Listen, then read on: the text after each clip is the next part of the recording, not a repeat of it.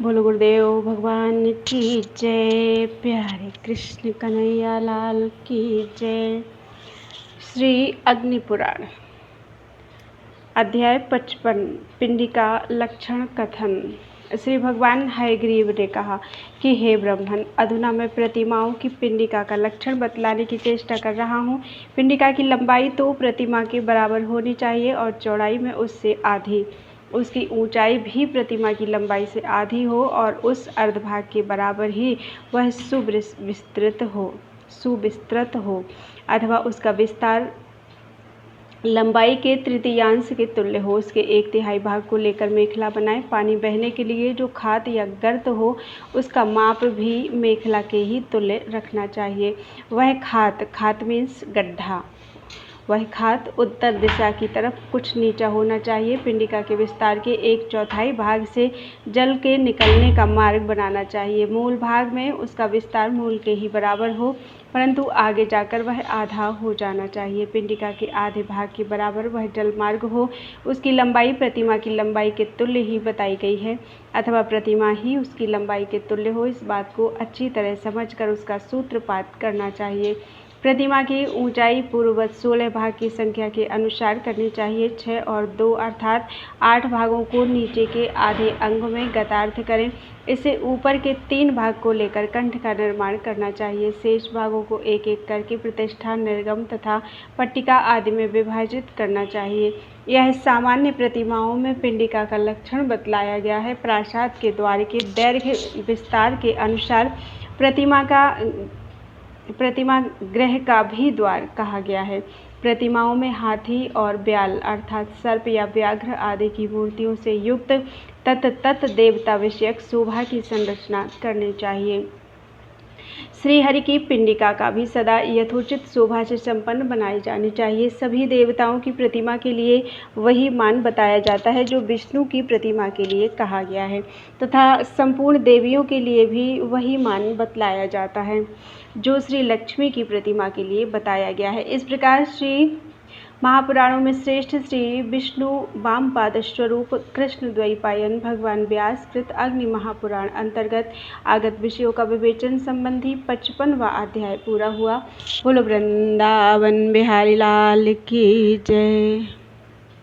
अध्याय 56 10 दिक्पाल याग कथन। श्री भगवान हयग्रीव ने कहा कि हे ब्रह्मन, मैं प्रतिष्ठा के 5 अंगों का वर्णन करने जा रहा हूँ। प्रतिमा पुरुष का प्रतीक है तो पिंडिका प्रकृति का, अथवा प्रतिमा नारायण का स्वरूप है तो पिंडिका श्री लक्ष्मी का। उन दोनों के योग को प्रतिष्ठा कहते हैं। इसलिए मनोवांछित फल चाहने वाले मनुष्यों द्वारा इष्ट देवता की प्रतिष्ठा अर्थात स्थापना की जाती है।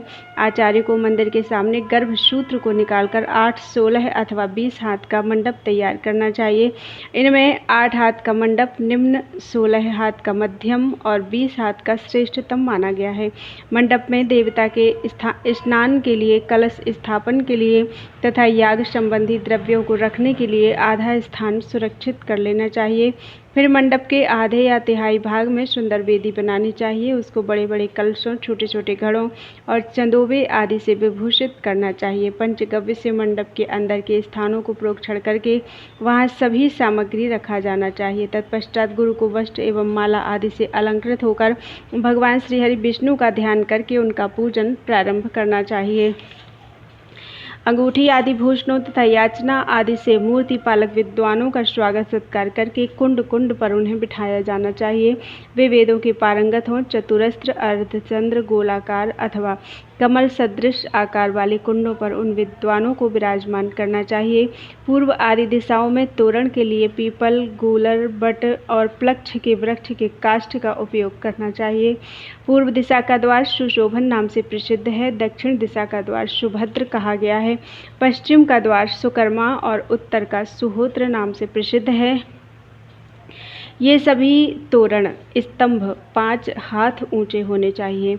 इनकी स्थापना करके स्योना पृथ्वी नो इस मंत्र से पूजन करना चाहिए।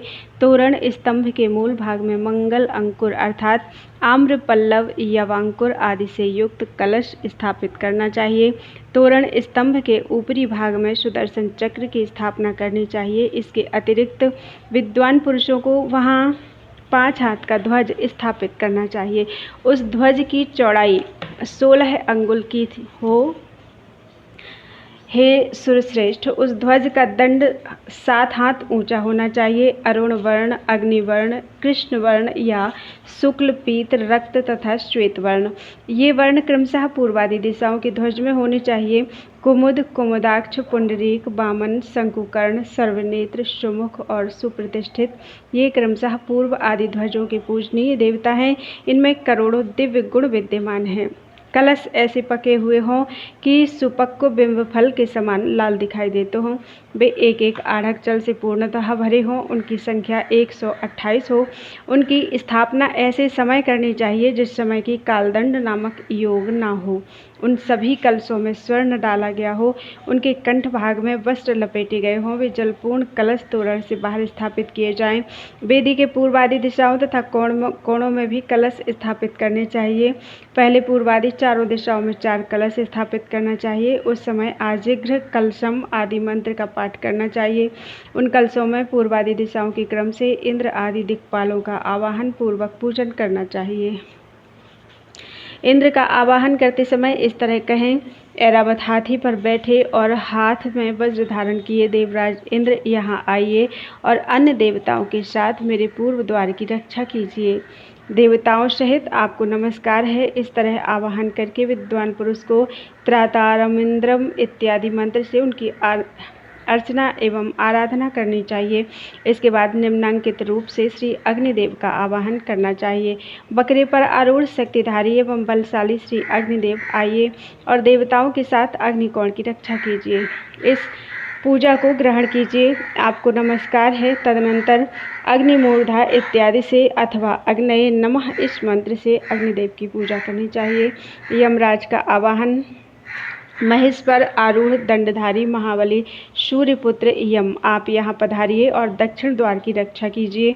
आपको नमस्कार है। इस तरह आवाहन करके वैवस्वतम संगमनम इत्यादि मंत्र से यमराज की पूजा करनी चाहिए। निरति का आवाहन, बल और वाहन से संपन्न खड्गधारी निरति, यहाँ पधारिए। आपके लिए यह अर्घ्य है, यह पाद्य है। आप निरत्य दिशा की रक्षा कीजिए। इस तरह आवाहन करके एस्ते, निरते इत्यादि से मनुष्य अर्घ्य आदि उपचारों द्वारा निरति की पूजा करनी चाहिए।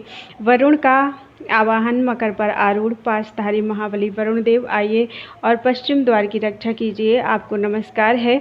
इस तरह आवाहन करके उरुम ही राजा वरुण इत्यादि मंत्रों द्वारा आचार्य को वरुण देवता का अर्घ्य आदि से पूजन करना चाहिए।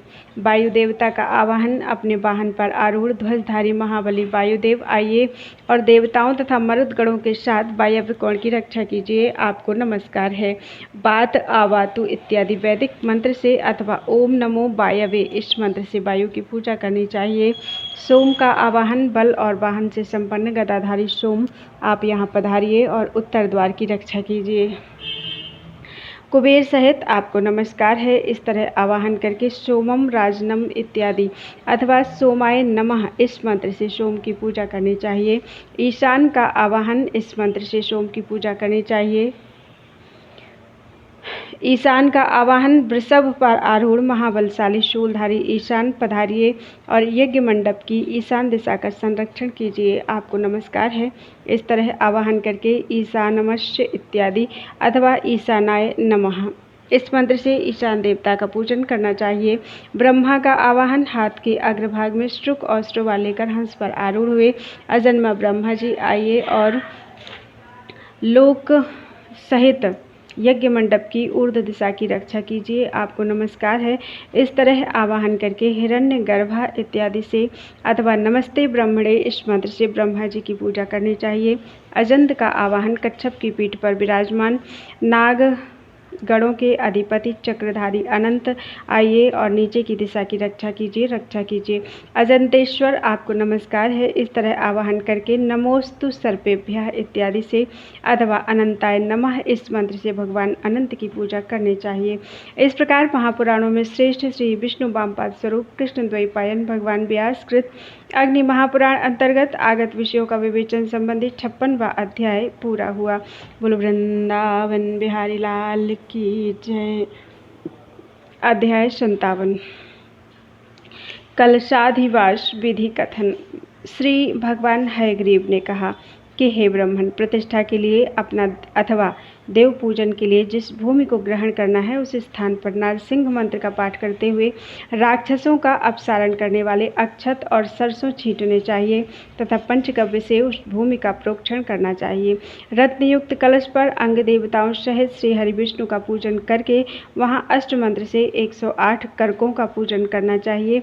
अविच्छिन्न धारा से वेदी का सेचन करके वहाँ व्रीहि को संस्कार पूर्वक बिखेरें तथा कलश को प्रदक्षिणा क्रम से घुमाकर उसे बिखेरे हुए अन्न के ऊपर स्थापित करना चाहिए। वस्त्र वेष्टित कलश पर पुनः भगवान श्री हरि और श्री लक्ष्मी जी की पूजा करनी चाहिए। उसके बाद योगे योग इत्यादि मंत्र से मंडल में सैया स्थापित करना चाहिए। स्नान मंडप में कुश के ऊपर सैया और सैया के ऊपर तूलिका बिछाकर दिशाओं को और विदिशाओं में विद्याधिपतियों अर्थात भगवान श्री हरि विष्णु के ही विभिन्न विग्रहों का पूजन करना चाहिए। पूर्वादि दिशाओं में क्रमशः विष्णु, मधुसूदन, त्रिविक्रम और वामन का तथा अग्नि आदि कोणों में क्रमशः श्रीधर, ऋषिकेश, पद्मनाभ एवं दामोदर का पूजन करना चाहिए। दामोदर का पूजन ईशान कोण में होना चाहिए। इस तरह पूजन करने के पश्चात स्नान मंडप के अंदर ईशान कोण में स्थित तथा वेदी से विभूषित 4 कलशों में स्नानोपयोगी सभी द्रव्यों को लाकर डालना चाहिए। उन कलशों को चारों दिशाओं में विराजमान कर देना चाहिए। भगवान के अभिषेक के लिए संचित किए गए वे कलश बड़े आदर के साथ रखने का निश्चय ही प्रयत्न करना चाहिए। पूर्व दिशा के कलश में बड़, गूलर, पीपल, चंपा, अशोक, श्रीद्रुम, पलाश, अर्जुन, पाकड़, कदम्ब, मौलसिरी और आम के पल्लवों को लाकर डालना चाहिए। दक्षिण के कलश में कमल, रोचना, दूर्वा, कुश की मुट्ठी, जाति पुष्प, कुंद, श्वेत चंदन, रक्त चंदन, सरसों, तगर और अक्षत डालना चाहिए। पश्चिम के कलश में सोना, चांदी, समुद्रगामिनी नदी के दोनों तटों की मिट्टी, विशेषतः गंगा की मृत्तिका, गोबर, जौ, अगहनी, धान का चावल और तिल छोड़ें। उत्तर के कलश में विष्णुपर्णी अर्थात भुई आंवला, सालपर्णी अर्थात सरिवन, भृंगराज अर्थात भंगरैया, शतावरी, सहदेवी अर्थात सहदैया, बचसिंघी, बला, व्याघ्री और लक्षणा इन औषधियों को छोड़ें। ईशान कोणवर्ती अन्य कलश में मांगलिक वस्तुएं डालें। अग्निकोणस्थ दूसरे कलश में बावी आदि 7 स्थानों की मिट्टी छोड़ें।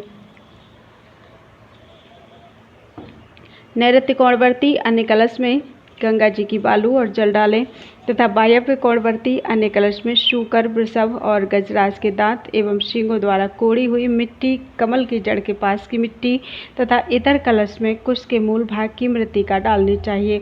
इसी तरह किसी कलश में तीर्थ और पर्वतों की मृत्तिकाओं से युक्त जल डालें। किसी में नागकेसर के फूल और केसर छोड़ें। किसी कलश में चंदन, अगरु, विद्रुम, मुक्ता, स्फटिक तथा वज्र अर्थात हीरा, ये 5 रत्न भी डालना चाहिए। इन सभी को एक कलश में डालकर ऊपर से इष्ट देवता की स्थापना करनी चाहिए। अन्य कलश में नदी, नद और तालाबों के जल से युक्त जल छोड़ें। 81 पद वाले वास्तुमंडल में अन्य कलशों की स्थापना करनी चाहिए। वे कलश गंधोदक आदि से पूर्ण हों। उन सभी को श्री सूक्त से अभिमंत्रित करना चाहिए। जौ, सरसों, गंध, कुशाग्र, अक्षत, तिल, फल और पुष्प इन सभी को अर्घ्य के लिए पात्र विशेष में संचित करके पूर्व दिशा को तरफ रख देना चाहिए। कमल, श्यामलता, दूर्वादल, विष्णुक्रांता और कुश इन सभी को पाद्य निवेदन के लिए दक्षिण भाग में स्थापित करना चाहिए। मधुपर्क पश्चिम दिशा में रखें। कंकोल, लवंग और सुंदर जायफल इन सभी को आचमन के उपयोग के लिए उत्तर दिशा में रखना उचित है। अग्निकोण में दूर्वा और अक्षत से युक्त एक पात्र नीराजना आरती उतारने के लिए रखें। वायव्य कोण में उद्वर्तन पात्र तथा ईशान कोण में गंधपिष्ट से युक्त पात्र रखें। कलश में सुरमासी, जटामासी, आंवला, सहदैया तथा हल्दी आदि छोड़ें। नीराजना के लिए 68 दीपों की स्थापना करनी चाहिए। शंख तथा धातु निर्मित चक्र, श्रीवत्स, वज्र एवं कमल पुष्प आदि रंग बिरंगे पुष्प स्वर्ण आदि के पात्र में सुसज्जित करके रख लेना योग्य कर्तव्य है। इस प्रकार महापुराणों में श्रेष्ठ श्री विष्णु वामपाद स्वरूप कृष्ण द्वैपायन भगवान व्यास कृत अग्नि महापुराण अंतर्गत आगत विषयों का विवेचन संबंधी 57वां अध्याय पूरा हुआ। बोलो वृंदावन बिहारी लाल की जय। अध्याय 58 स्नान और शयन कथन। श्री भगवान हयग्रीव ने कहा कि हे ब्राह्मण, आचार्य को ईशान कोण में एक हवन कुंड तैयार कराना चाहिए और उसमें वैष्णव अग्नि की स्थापना करनी चाहिए। उसके बाद गायत्री मंत्र से 108 आहुतियाँ देकर संपात विधि से कलशों का प्रोक्षण करना चाहिए। उसके बाद मूर्ति पालक विद्वानों तथा शिल्पियों सहित यजमान बाजे गाजे के साथ कारुशाला अर्थात कारीगर की कर्मशाला में जाएं। वहां प्रतिमावर्ती इष्ट देवता के दाहिने हाथ में कौतुक सूत्र अर्थात कंकड़ आदि बांधें। उसको बांधते समय विष्णवे सिपिविष्टाय नमः इस मंत्र का पाठ करना चाहिए। उस समय आचार्य के हाथ में भी ऊनी सूत, सरसों और रेशमी वस्त्र से कौतुक बांध देना चाहिए। मंडल में सवस्त्र प्रतिमा की स्थापना और पूजा करके उसकी स्तुति करते हुए कहें कि हे विश्वकर्मा की बनाई हुई देवेश्वरी प्रतिमे, आपको नमस्कार है। हे संपूर्ण जगत को प्रभावित करने वाली जगदम्बा, आपको मेरा बारंबार नमस्कार है। हे ईश्वरी, मैं आप में रामायण नारायण देव का पूजन करने जा रहा हूँ। आप शिल्प संबंधी दोषों से हीन हो, इसलिए मेरे लिए सदा समृद्धिशालिनी बनी रहो। इस तरह याचना करके प्रतिमा को स्नान मंडप में ले जाएं। शिल्पी को यथेष्ट द्रव्य देकर संतुष्ट करना चाहिए। गुरु को गोदान देना चाहिए। चित्रम देवानाम इत्यादि मंत्र से प्रतिमा को नेत्रोन्मीलन करना चाहिए। अग्निर्ज्योति इत्यादि मंत्र से दृष्टि संचार करना चाहिए। फिर भद्रपीठ पर प्रतिमा को स्थापित करना चाहिए। तत्पश्चात आचार्य को श्वेत पुष्प, घी, सरसों, दूर्वादल तथा कुशाग्र इष्ट देव के सिर पर चढ़ाना चाहिए। इसके बाद मधुबाता इत्यादि मंत्र से गुरु प्रतिमा के नेत्रों में अंजन करना चाहिए। उस समय हिरण्यगर्भा इत्यादि तथा एवं में वरुण इत्यादि मंत्रों का कीर्तन करना चाहिए। तत्पश्चात पुनः घृतवर्ती ऋचा का पाठ करते हुए घृत का अभ्यंग लगाना चाहिए। इसके बाद मसूर के बेसन से उबटन का काम लेकर अतो दवाह इत्यादि मंत्र का कीर्तन करना चाहिए। फिर सप्तते अग्नि इत्यादि मंत्र बोलकर गुरु गर्म जल से प्रतिमा का प्रक्षालन करना चाहिए। उसके बाद द्रुपदादिव इत्यादि मंत्र से अभिषेक करना चाहिए। अभिषेक के पश्चात नदी एवं तीर्थ के जल से स्नान कराकर पावमानी का पाठ करते हुए रत्न स्पर्श से युक्त जल द्वारा स्नान कराना चाहिए। समुद्रम गच्छ स्वाहा इत्यादि मंत्र का वाचन करते हुए तीर्थ की मृतिका और कलश के जल से स्नान कराना चाहिए। शमनो देवी इत्यादि तथा गायत्री मंत्र से गर्म जल के द्वारा इष्ट देव की प्रतिमा को स्नान कराना चाहिए। हिरण्यगर्भः इत्यादि मंत्र से 5 तरह की मृतिकाओं द्वारा परमेश्वर को स्नान कराएं। इसके बाद इमम में गंगे, यमुने इत्यादि मंत्र से बालू का मिश्रित जल के द्वारा तथा तद विष्णु इत्यादि मंत्र से बावी की मिट्टी मिले हुए जल से पूर्ण घट के द्वारा भगवान को स्नान कराएं, या औषधि इत्यादि मंत्र से औषधि मिश्रित जल के द्वारा यज्ञा इत्यादि मंत्र से आंवले आदि कसेली पदार्थों से मिश्रित जल के द्वारा पयः पृथिव्याम इत्यादि मंत्र से पंचगव्यों द्वारा तथा याह फलनी इत्यादि मंत्र से फल मिश्रित जल के द्वारा भगवान को नहलावें। विश्वचक्षु इत्यादि मंत्र से उत्तरवर्ती कलश द्वारा सोमम राजा नाम इस मंत्र से पूर्ववर्ती कलश द्वारा विष्णु रराटमसी इत्यादि मंत्र से दक्षिणवर्ती कलश द्वारा तथा हंसः शुचिषद इत्यादि मंत्र से पश्चिमवर्ती कलश द्वारा भगवान को उद्वर्तन स्नान कराएं। मूर्धानम दिवोह इत्यादि मंत्र से आंवले मिले हुए जल द्वारा, मानस्तोके इत्यादि मंत्र से जटामासी मिश्रित जल के द्वारा, गंध द्वाराम इत्यादि मंत्र से गंध मिश्रित जल के द्वारा तथा इदमापाह इत्यादि मंत्र से 81 पदों वाले वास्तुमंडल में रखे गए कलशों द्वारा भगवान को संबोधित करके कहें कि हे भगवान, समस्त लोकों पर अनुग्रह करने वाले सर्वव्यापी वासुदेव, आइए इस भाग को ग्रहण कीजिए। आपको नमस्कार है। इस तरह देवेश्वर को आवाहन करके उनके हाथ में बंधा हुआ मंगलसूत्र खोल देना चाहिए। उसको खोलते समय मुंजामी त्वा इस मंत्र का पाठ करना चाहिए। इसी मंत्र से आचार्य का भी कौतुक सूत्र खोल देना चाहिए। तत्पश्चात हिरण्मयेन इत्यादि मंत्र से पाद्य और अतो देवाह इत्यादि मंत्र से अर्घ्य देना चाहिए। फिर मधुबाताह इत्यादि मंत्र से मधुपर्क देकर मई गृहणामी इत्यादि मंत्र से आचमन कराएं। तत्पश्चात विद्वान पुरुष अक्षन्न मीम दंत इत्यादि मंत्र पढ़कर भगवान के श्री अंगों पर दूर्वा एवं अक्षत बिखेरे। कांडात इत्यादि मंत्र से निर्मच्छन करना चाहिए। गंधवती इत्यादि से गंध अर्पित करना चाहिए। उन्नयामी इस मंत्र से फूल माला और इदम विष्णु इत्यादि मंत्र से पवित्रक अर्पित करें। बृहस्पति इत्यादि मंत्र से एक जोड़ा वस्त्र चढ़ावें। महाव्रतेन इस मंत्र से फूल और औषधि इन सभी को चढ़ावें। उसके बाद धूरसी इस मंत्र से धूप देना चाहिए। विभ्राट सूक्त से अंजन अर्पित करना चाहिए। युंजति इत्यादि मंत्र से तिलक लगावें तथा दीर्घात्वाय अर्थर्व वेद इस मंत्र से फूल माला चढ़ावें।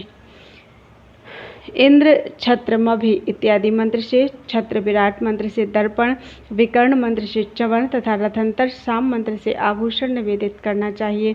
वायु देवता संबंधी मंत्रों द्वारा व्यजन मुंचामित्वा इस मंत्र से फूल तथा वेदादि प्रणव युक्त पुरुष सूक्त के मंत्रों द्वारा श्री हरि विष्णु की स्तुति करनी चाहिए। ये सारी वस्तुएं पिंडिका आदि पर तथा शिव आदि देवताओं पर इसी तरह चढ़ावें। भगवान उठाते समय सौपर्ण सूक्त का पाठ करना चाहिए। हे प्रभु उठिए, ऐसा कहकर भगवान को उठावें और मंडप में सैया पर ले जाएं। उस समय शकुनी सूक्त का पाठ करना चाहिए। ब्रह्म, रथ एवं पालकी आदि के द्वारा भगवान को सैया पर ले जाना चाहिए। अतो देवाः इस सूक्त से तथा श्रीष्ठ ते श्री लक्ष्मीश्च से एवं पिंडिका को सैया पर बधरावें। उसके बाद भगवान श्री हरि विष्णु के लिए निष्कलीकरण की क्रिया संपादित करना चाहिए।